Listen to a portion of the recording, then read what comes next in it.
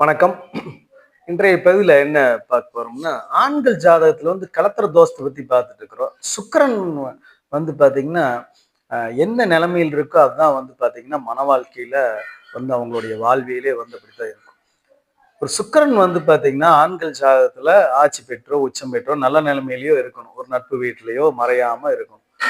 அந்த சுக்கிரனுடைய சாரநாதன் சுக்கிரன் என்ன நட்சத்திரம் வாங்கியிருக்கோ, இப்ப சூரியன் நட்சத்திரம்னா சூரியன் நீச்சமாகக்கூடாது.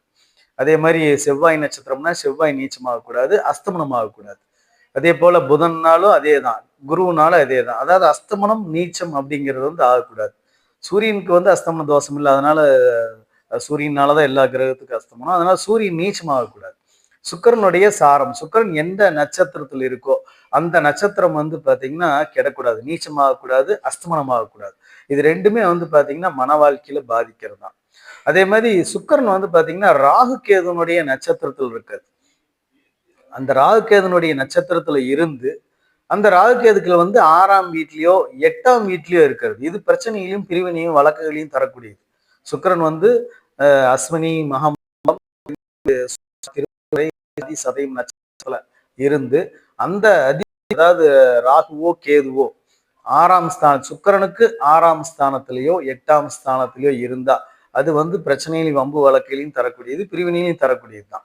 சுக்கிரனுக்கு லக்னத்துக்குள்ள சுக்கிரனுக்கு 8ஆம் வீட்டில் இருந்தாலும் பாத்தீங்கன்னா அது பிரச்சனைகளையும் பிரிவினையும் தரக்கூடியதா தான் இருக்கும்.